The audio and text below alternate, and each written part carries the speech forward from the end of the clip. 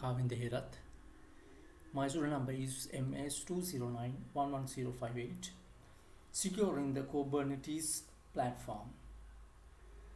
IE 6042 Assignment 3. Today's agenda. Objectives of the presentation: Docker container versus Kubernetes and pod security standards, network policies for pods, securing your clusters, data encryption at rest, secrets in Kubernetes, data encryptions in transmit for the control plane. So not only that, there are many things that I expected to discuss as today, because about some introduction of the virtual net environment, and at the same time about the Docker containers. After that, so about the general platform of the Kubernetes. So ultimately we discuss about that the main topics on we allocated today. So that is the main general objectives of the presentation. So because we have now up to now got previous presentations about some sort of the deep knowledge about the virtual environment. So how that virtual environment helps to the developers and as well as the security team and operation team. So that of course in DevOps and DevSecOps also we already learned about that their platform. So why Kubernetes and how that Kubernetes are helping to developers to develop their software platform, how it may support. So that is why that our main object. And also but Docker still with us. Docker is still, we can't forget it, because generally Docker containers are again used by the same concept for the Kubernetes also. Indeed that the Kubernetes are the recently, that means when you're comparing with the development history, so this Kubernetes are actually to industry being using since a very couple of means 5-6 years before. The history is actually, this is Kubernetes tested by the Google team, and after that they successfully implemented that their systems according to the Kubernetes, help of that the Kubernetes and the Docker platform, so as a virtual platform. So after that they just, it's open to the market, to everyone who is interested, who would prefer to use this the fantastic the frame structure. So then that is why that our main object of this today's presentation is from the beginning to end to describe that the whole the scenario, how it would work. So just to brief about virtual machines and virtual environment, we already discussed that previously also, but for as the fixed foundations of the today's sessions, that I just expected to have some brief outline of the virtual machines also. The virtual machines is the general the platform that we have been using for being sometimes amalgamate with the directly hardware platform. So that's why the beginning of that technology are the virtual the machine. So virtual machine is like having a separate machine dedicated for the environment, so that the virtual environment. So that is why disadvantages of that also. And virtual technology, when you're considering the virtual technology, there are two technologies that we identified. One is the container-based virtualization technology, and hypervisor-based virtualization technology. But the hypervisor-based virtualization technology only that started with as a history.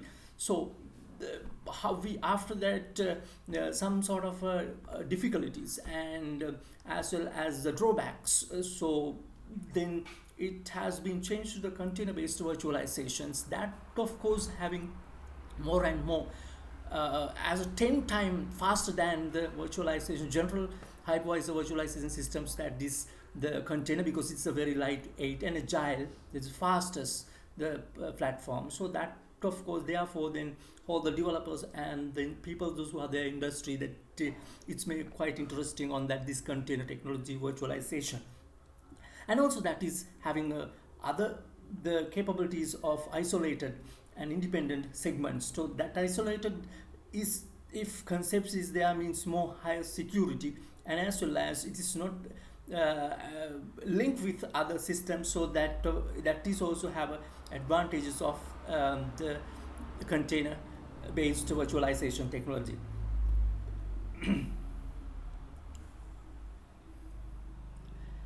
uh, Development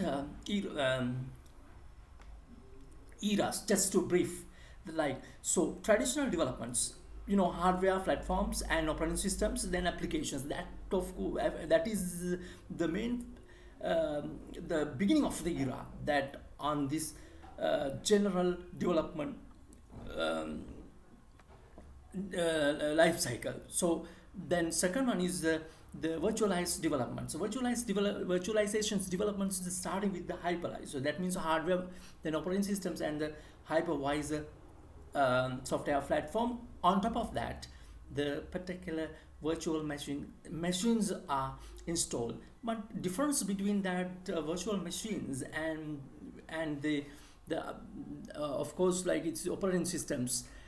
The virtual machines, not only one, there are many machines can install in a one hypervisor, and also each and every virtual machines are work as an independent machine. That is actually the disadvantage of that. And on top of that, there are plenty of applications are running, but that what source are the limitations of this, the resources of the hardware and the operating systems and the memory are limited, because it is work as an independent operating system, independent segments. So but when it comes to the container developments, on top of the hardware, operating system is there, on top of that container runtime, or as a Docker. So we can just to example as a Docker, right? So having a layer on top of that, only not the operating systems, having a container. The container, inside the container, that libraries are there, and binary segments, that binary layer is there. On top of that, there are applications, one or many applications are run on that. So that is the container. The container, there is no any operating systems, and container, this is very unique, that the container virtualization, because it is depend on the completely the operating systems, the operating systems of the Linux operating systems only. It's not, it's supported with the Windows operating systems, because the Linux operating kernels is used as the main operating system. So therefore the container development is just to brief as this.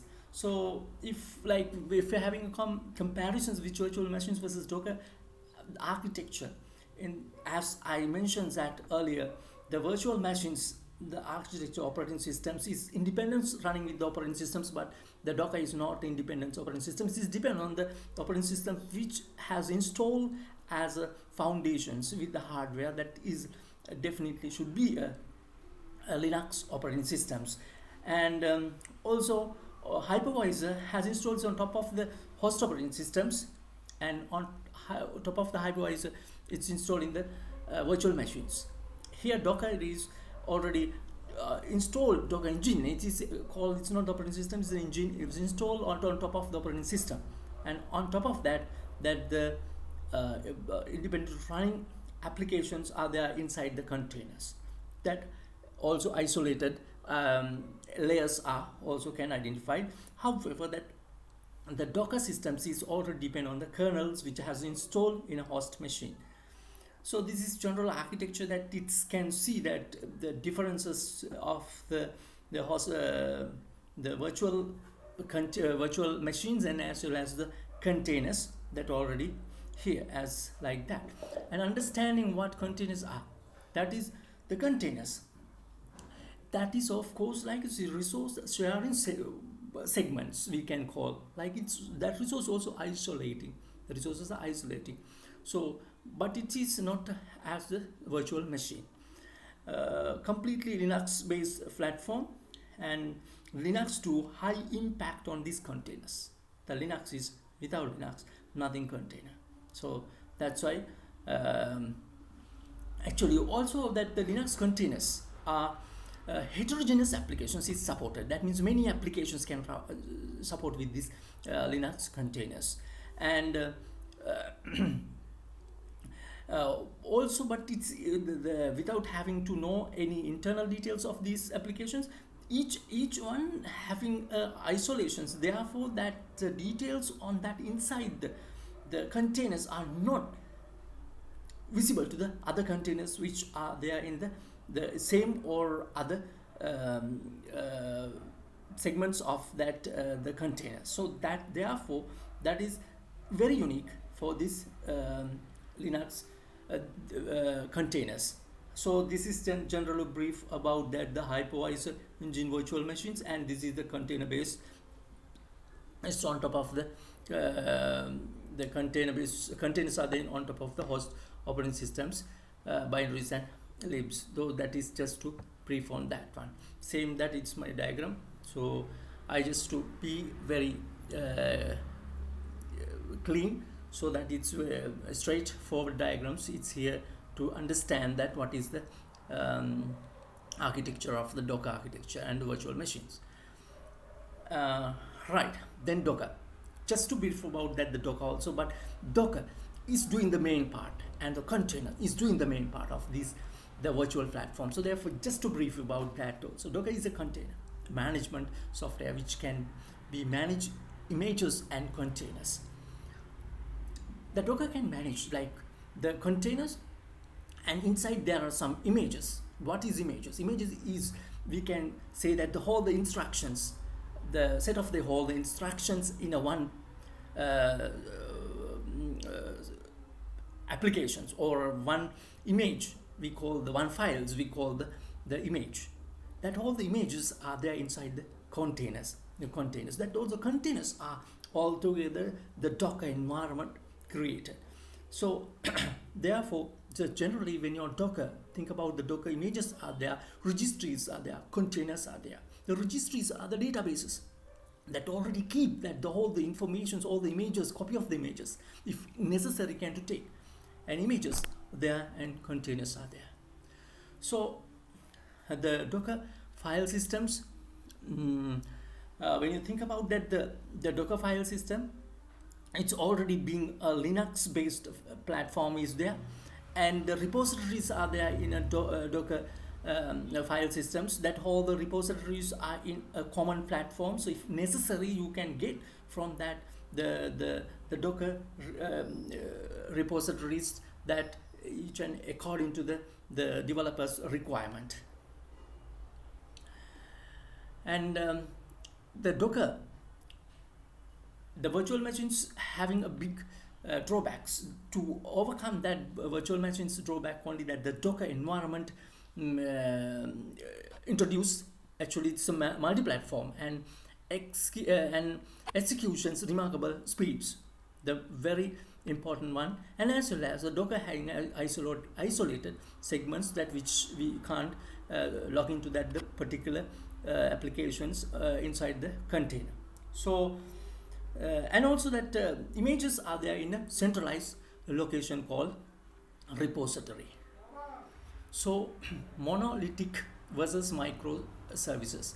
The monolithic is the legendary system. So then monolithic means that a single trade software applications which different components combine into a single programs from single platform. So all the programs, all the applications it's in a one segment. It's we call the monolithic systems. But for a long time, so developers use this as such systems, but now it's replaced by the microservices architecture, break down into separate segments, very small micro segments, and working and collections that all the microsystems we used as an entire build up the system. So then just we can show that it's as a diagrammatically we can represent as this, that the how the monolithic applications, because this is microservices, because important is the microservices is what this the virtual environments, Docker or Kubernetes, we use that these microservices, that services are independently running, we all together working as a one application. So that is why this environment should be there to develop or create the successful virtual machine and successful the container or Kubernetes technology. So just to brief on that, particularly how that the images and the Docker and its the support with this the developers. So the developer's machine is there, it's inside that Docker, and the image also there. That image is the given by whom? Given by the the repositories, taken from the production the repositories, and that one keep in a registry. Registry means the image keep in a registry, that is a copy of the registry, because that of course have a one copy of that image in a registry, and straight away the it forward onto the production machines. So that this is kind of a circulation, so circle that is not to one process, this is continuously happening. So then the Docker, when you on the production machines, you can see that the image is put into the container. When you when you upload it to that one, so it's into the container. That means it's already being protected. And if any case, if necessary to any developers to do any changes, also be possible to do it straight away for that image and upload it, then it is inside the container, that it is in the well protected and isolated environment to use it, and then only it can deploy it from there. And about the just to brief on that, the Kubernetes that I'm having some introduction. The Kubernetes is a software system that allow you to easily deploy and manage containerized applications on top of it.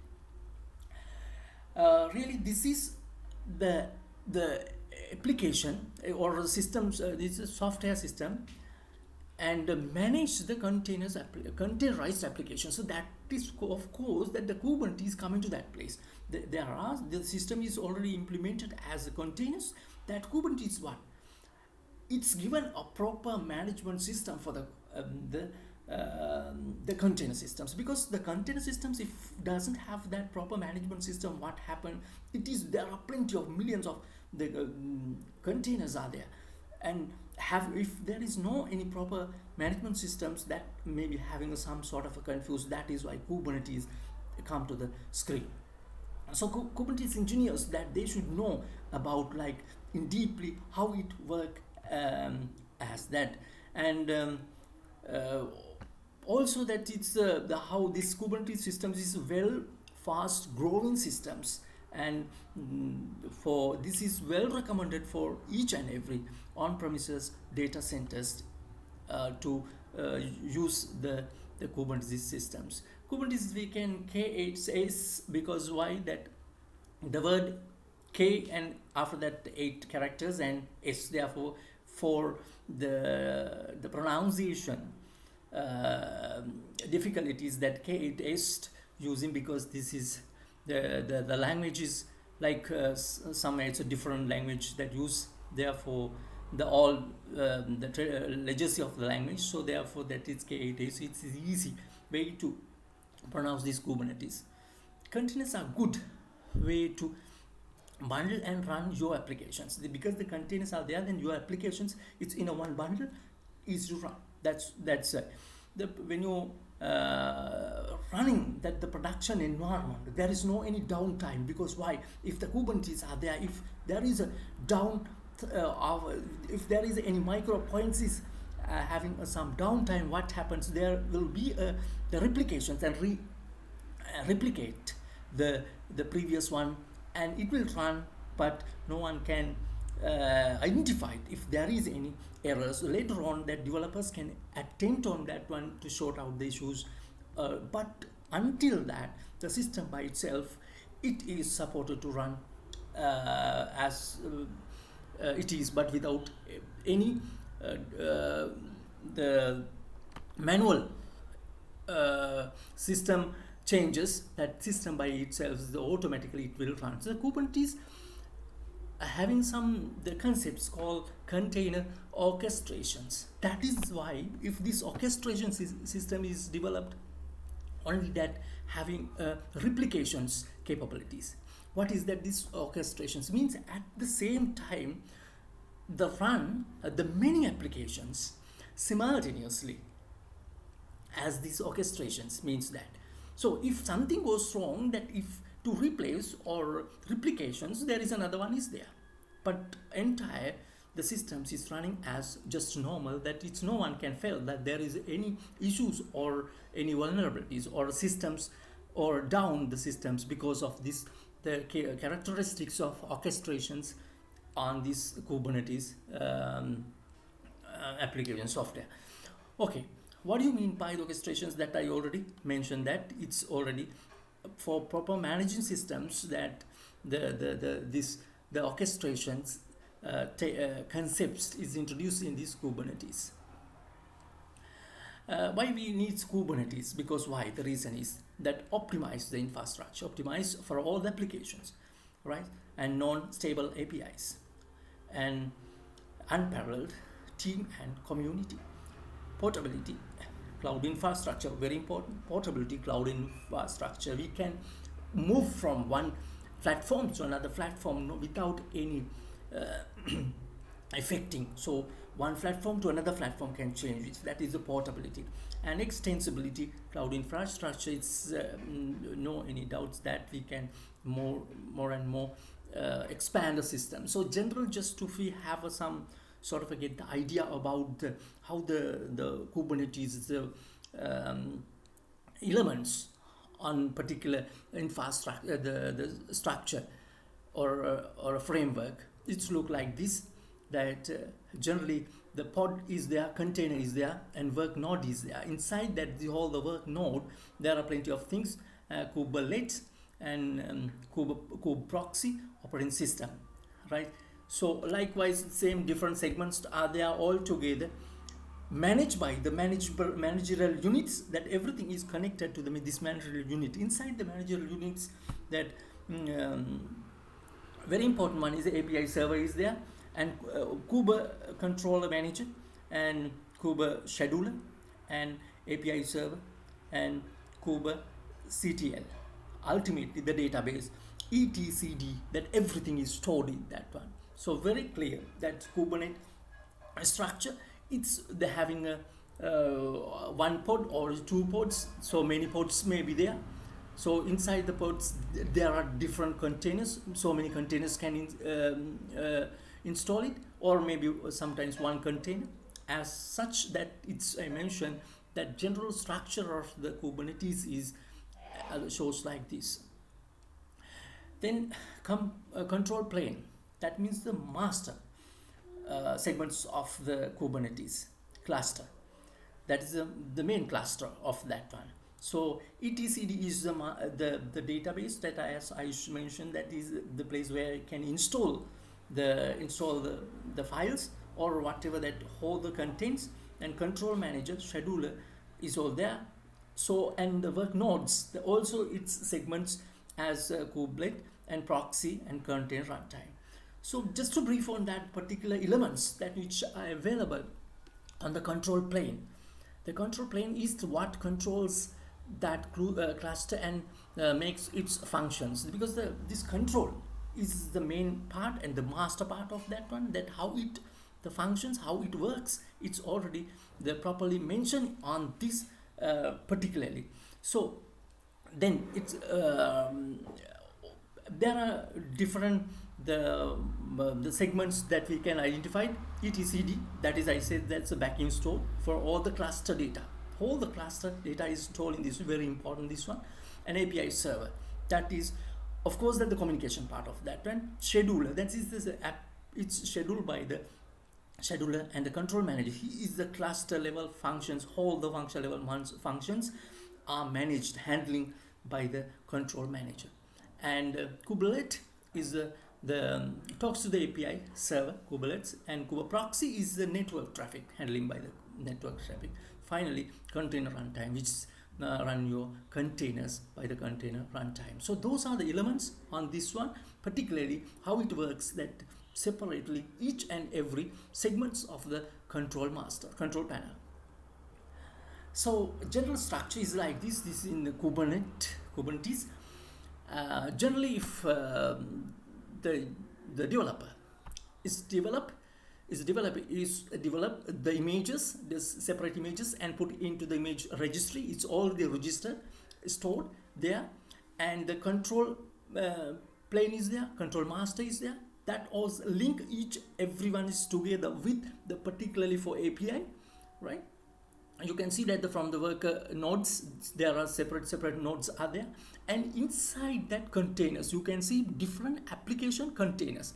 The same copy, it's 1 or 2 3 places. For example, like here we'll see that when you think about the first one, it's showing that symbolically, right? So if, for example, like a circulate one, that is the application, which particular application that is stored in a different work nodes also.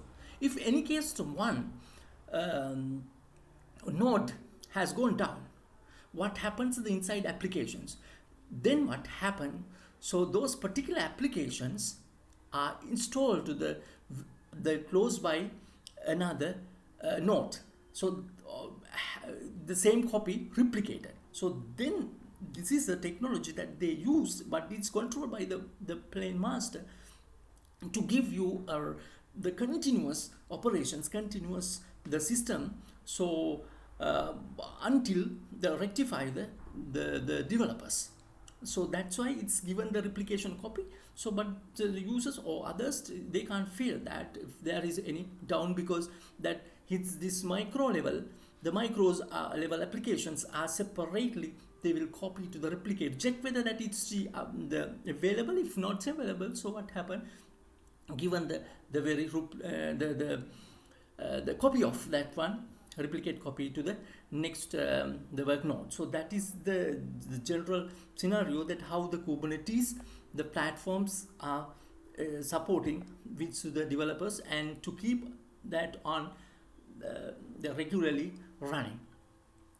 So that's why just I already, as mentioned, on top of that is the diagram. So the already I just mentioned that how it support, that how it work, its nodes and increasingly. But as I mentioned, that if there is any work node is diced, so inaccessible, so Kubernetes will select new nodes for all containers. So it's taking the new nodes and copy to that the particular down or particularly discarded node, so to the new replacement. So then the system will run it. Understanding the benefits of the Kubernetes: simplifying applications developments, achieving better utilizations of hardware, health checking and self-healing, healing, auto rectifications, automatic scalings, simplifying applications development. So those are the main the benefits that we can get from the Kubernetes. And also, but just to mention about the pods, that is the main, the container. Inside the container, the small part of that in the virtual environment, so containers, because this is very important, because while considering the network stuff, so in one container, in one pods should be the many containers, right? Many containers. The different containers are not together. Create different nodes together, not creating another pod, because the container, if there is a node 1 container and separate by the node 2 containers, node 2 pods. So then if one pod, this is one special main characteristics of that the pods, if one pod having a separate IP address, from that only can identify that other pods, that the particularly for this one, the each and every containers are not particularly the same IP address, particularly separate IP address, but this IP address is indicated that the containers also. Therefore, generally when you think about that, each and every pod is having separate local IP addresses. And basically, here are some characteristics of the pods. Basic building of the pod is a basic building of the Kubernetes. Act as a single work nodes. One container world would be possible. Maybe one container or many containers are also possible. Okay, and those are the important things. And the other thing is consists of each the IP address one pod.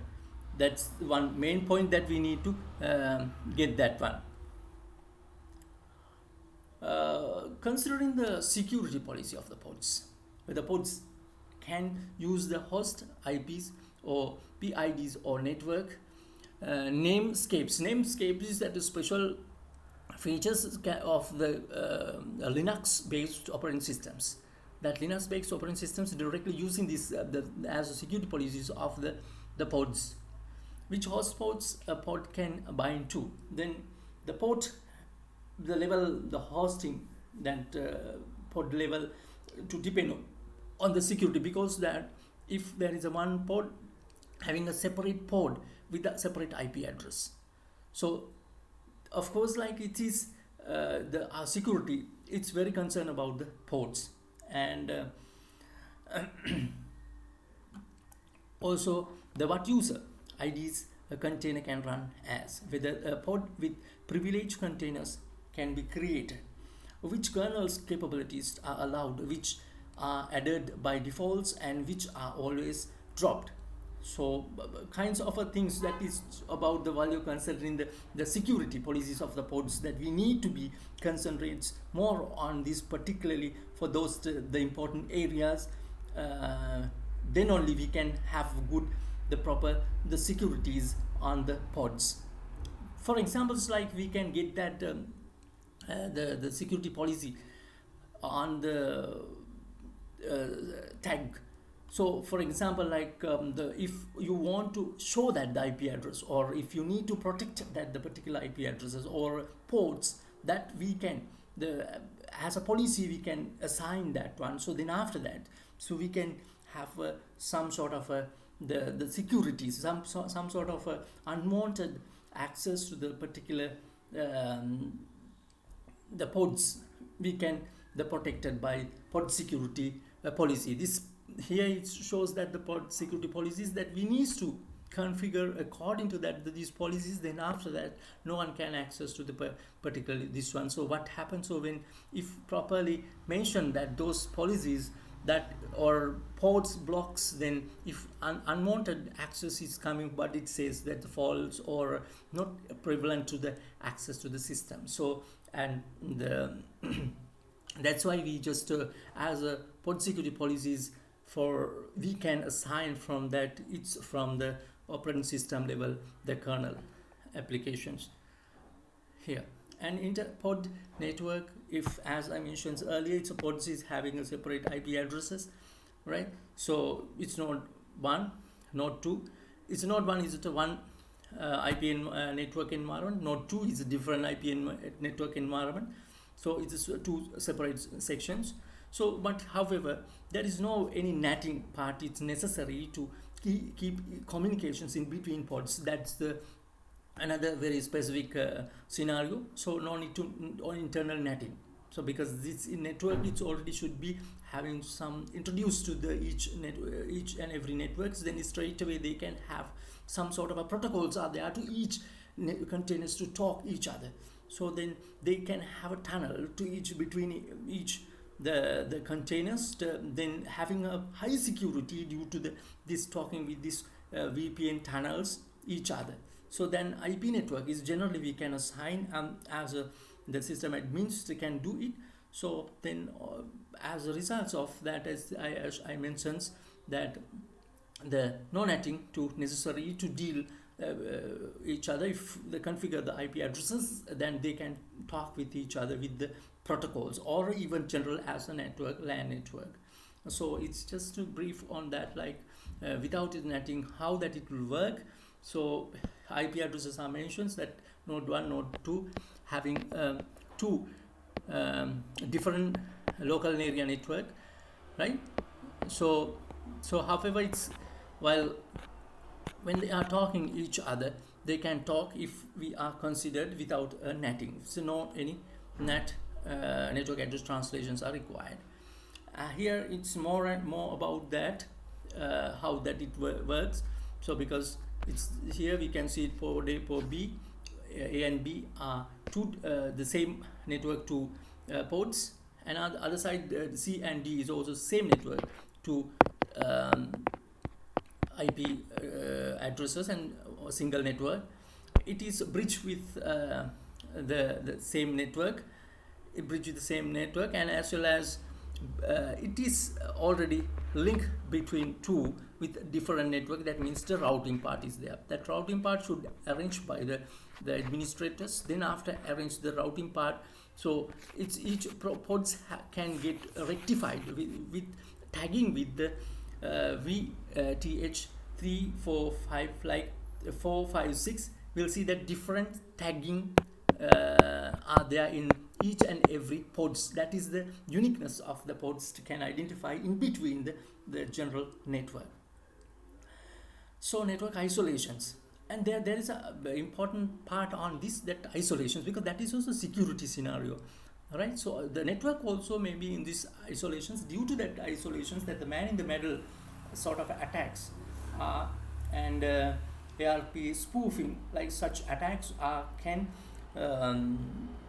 avoid or ignore due to the network isolations. That is the characteristics of the containers, generally the containerized virtualizations technology. And the behaviors of general behaviors of the pods is like pods are logical hosts and behave much like physical hosts or virtual machines in the non-container. The pods are working as a general virtual machines, but it's the physically, if virtually when you clarified it, it is in a general different scenario. But however, it's working like a general machine. There is no any felt like it is in a separate architecture. No. So, but however, definitely it has been inside the separate architecture. Here is the Kubernetes clusters as working as this, because there are many nodes, many nodes are there all together, which we can call as a one cluster, right? One cluster. So that cluster is also connected into the separate the master node, and all together we can call the cluster. So different worker nodes are there, and it's linked with the master nodes with the IP addresses. Then all together we can call the Kubernetes cluster. So also that the Kubernetes cluster can join the local machines, right? Local machines that to already keep communications. Role-based access control, securing the cluster with role-based access control. This part is little bit the need to be think about the history of also, but the role-based access control, because why the versions there, it is depend on the versions that which have been introduced into the marketplace. So into the for the developers, the version 1.6 cluster security was very the fastly growing one, so well secured one. So onwards, that 1.60 onwards, the early versions having a problems that they have been using like authentication token on the pods, but this 1.6 and upwards at the security level is very high. And the Googles, they have the separate the security systems to protect by the attackers this considering while they're the Kubernetes versions, because while running that some millions of the pods are available in these clusters. So therefore it is not just think about that the particular cluster or a particular nodes, but overall we need to think about that. Is sometimes that's why it's may have taken few years to implement or to successfully completed the projects for this Kubernetes with the Google team, because the main reasons I thought, like, because the reason is like, so the security points of view. So, and even now there are plenty of versions are there, but versions 1.8 is having the RBAC authentication plugins, right? So that it's maybe developing more and more for security points, security versions to in this the new latest versions, right? So the RBC authentication plugins, when were there, having a more and more security concerns. About this RBAC, it's not a simple scenario. It's maybe high complicated the scenario to inside the cluster states to emphasize. And again, while considering that the Kubernetes API server, right, and also maybe like, because you know that API events is keeping the communications between each and every the segments, the main communication parts of that the Kubernetes is the API server. So if there should be a particular security systems to be implemented to API system, so then however, what is this RBAC? It's already dedicated to this whole the sort of a communication controlling part with high security. So that, of course, like, we need to discuss in further and further if we require to provide the proper protection secure system. Cluster federation. So that the clusters are, it's not a single matter. That, of course, as I mentioned when I was starting these presentations, that the Kubernetes, just I am briefing about the Kubernetes and the Kubernetes security systems, because this is well structured system and well secured system being tested and implemented. So therefore, that we need to study that overall each and every points. It's very important and very specific comparatively the general other systems. So therefore, but the clusters federations is like, it's all the entire cluster systems, how it works all together. That, of course, like, it's having a more the curiosity to know about that, those who are interested on particularly for this the Kubernetes. So just showing that how that the different geological locations, the clusters, the control panels are linked together. So I just can all the clusters all linked together, because this is a complicated matter. It's not in like in-house the developer systems, but now it is all globals or the cloud environments. If that is already been there fully in the cloud, so interconnected, what happens? So then exactly the system is in place like as such is like this. So generally control plane is not to the big things that I already mentioned. That is a general structure of the Kubernetes. But if the two systems are there or in a different locations, like here it shows that the San Francisco and the London. So then two locations, two geographical, completely different international locations. So then if they hold, that also can link together. That the federation control manager should be there to link between, merged each other. Then federation's API server and the central database. The entire central database can, not only that limited, no limitations. You can go either more and more from different locations and link together into the federation's control manager and federation's API server to keep between, so the API or communications, each the control plane to other control planes. That is possible. We'll see that how these systems how complicated, right? So that is why Google's highly believe this the Kubernetes, the platform or the frameworks that to implement their own systems in accurately and possibly. So that is why then that how that the federation's control manager systems is controlled at each and every all the control planes together. Then just to, as I mentioned that here, it's for this one, sometimes maybe platforms is different. For example, like this Amazon, or sometimes using in the different the platforms, not only the same platform, but they can links together. That is the characteristics of this Kubernetes, the different platforms that link this together, but not felt that any different platforms are together by the customers or users or developers, right? So that it's already be keep in the one place because of this API server and this federations cluster link and configurations. So just to come back to that, the continuous development tools, but it is there in a DevOps or a DevSecOps. They are continuous development tools as using the containerized tools as a Docker and Kubernetes from that DevSecOps. That it's not only for a long time it's using Docker actually, that recently this Kubernetes also came, but they used as a part now completely. It's dedicated for that one full time. So encryptions, again, just to have some the brief on that, the encryption mechanisms that which can use to in this the Kubernetes environment.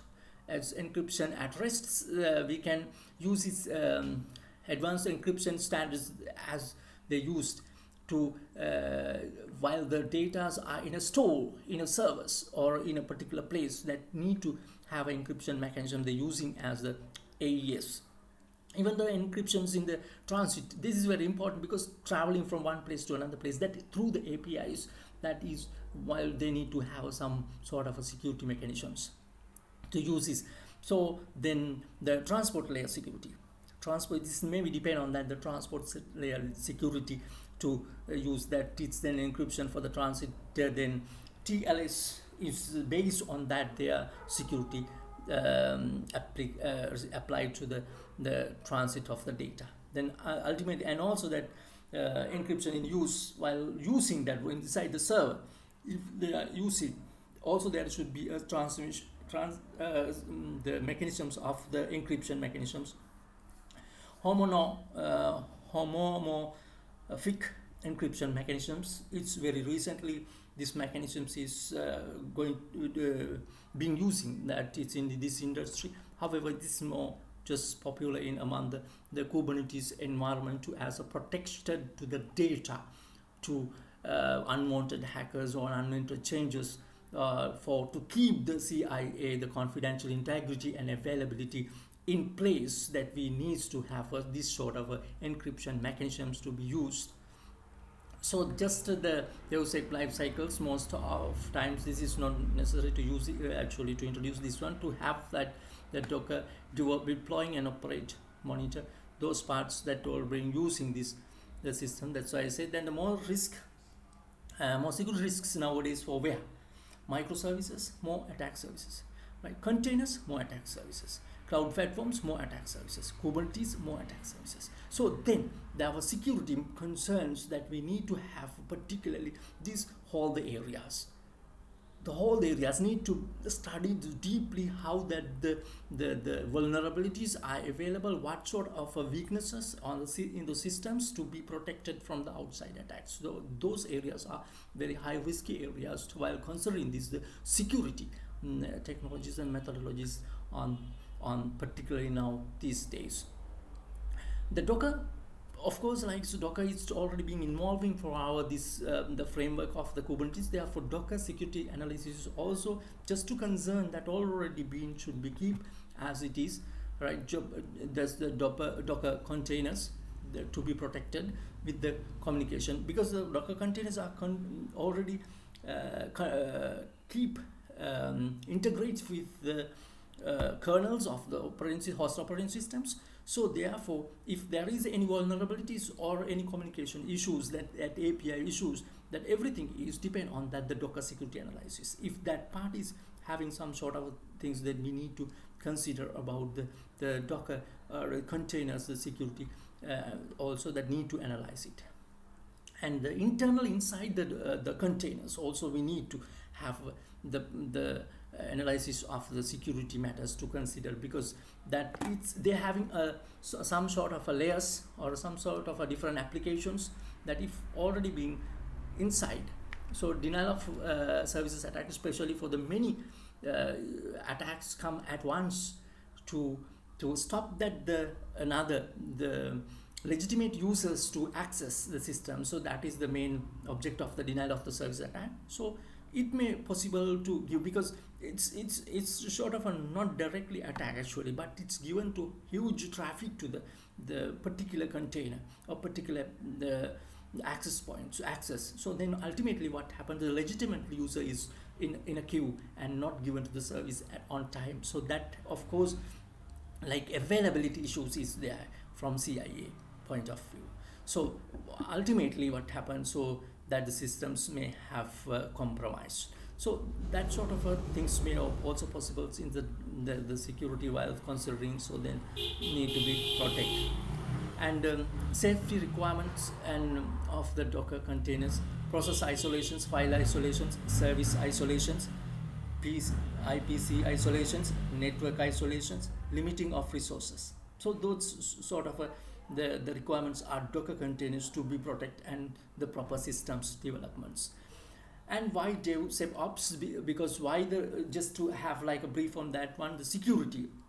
Now DevOps, the security is the main concerns of the DevOps systems while any developing system. So that's why I just brief on like here also to mention that keep always developers to continuous and the monitorings and the testing, to keep that the security is in a high priority level. So that's why that even though that the operating part, even though that the developer part and the operation parts, they need to have continuous eye on the security points, that where it's the each and every points are working in properly. So but it is not only ultimately, no, while doing the processing, that you need to have a separate the way of your developments for your security testing. For example, like the continuous developments, continuous testing, continuous integrations, continuous deploying, continuous learning and monitoring.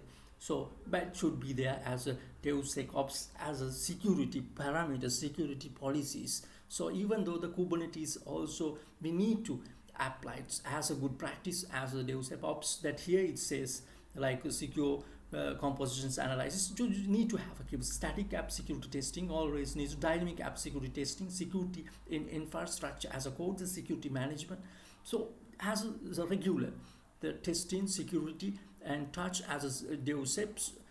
So those are the good practices to be applied to the keep the high security systems, high security in the applications. And vulnerability and outdated third-party libraries, licensing issues, sensitive data leakages, vulnerable Docker-based images, and Kubernetes misconfigurations. Misconfigurations also sometimes that it may having some opportunities to breach the systems or compromise the systems, so by the hackers. So we just need to have in place in proper the way and to double check it. That is why the testing parts and the security, the DevSecOps is important, because each and every point that want to check and confirms that it's okay, and to let them to run to the automated systems and see whether that if there is issues, nor then continuous operations, continuous checking is there. That is the DevSecOps, the main object of that. So I say that the monitoring and the analytical and analytics should be there as a continuously in a DevOps systems.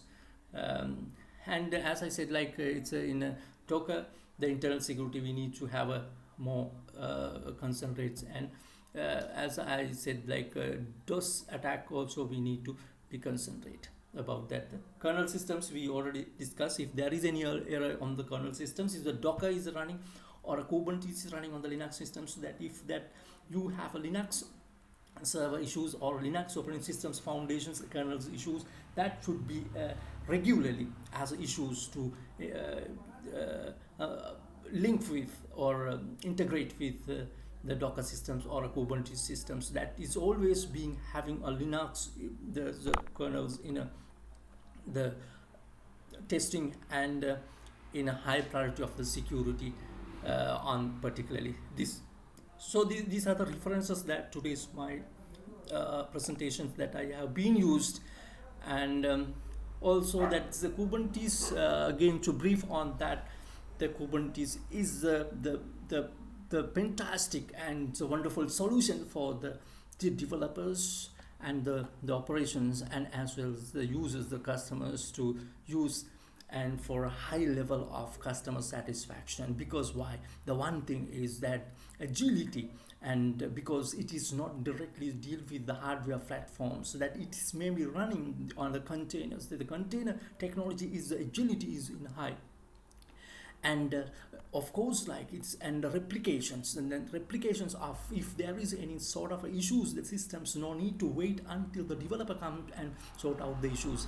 That what happens, the system by itself is identified with the automated systems and see whether that there is something goes wrong, some nodes or some containers or particular nodes, what happens, or particular the micro operation centers. So that what happens, that can replicate with the different the nodes to the another, and or free nodes take to the place and replace on the particular micro services. Then after that it will running as it is as normal. So ultimately what happened, so the no one knows that if there is any issues, but later on that one is already being indicated to the developers, then developers can attempt on this and they can rectify the issues, but that is manual for the later.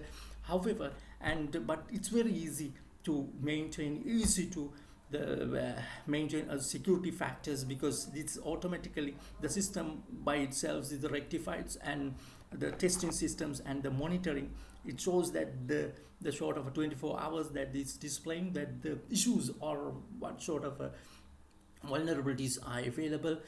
So, while considering that whole parts from the beginning to end, that the virtual environment is now using that the maximum benefits, maximum for the developers sides for developing the software. We need to be thanking for the Google team that to introduce this fantastic the systems like virtualizations technologies, the optimum level now at this moment is working. Therefore the many of the peoples are dealing with this one, and they are taking that advantages, and developers, the new developers are always very interesting. There are plenty of books, there are plenty of the presentations are already available on the free to studies about the Kubernetes. And actually before I starting this ones, I didn't have any idea about the Kubernetes. Now I have deep idea actually how the Kubernetes are working, how the Dockers are working, how the virtual environment is there, so how it works, think about that the further for the future. So what sort of the things that we need to know, like in study further on that. I'm quite interested to further studies also for the later on that in latter part of the study in here. And ultimately thank you very much for this the assignments, and for the third assignments for the sir, that it's wonderful and we learned a lot, and thank you very much.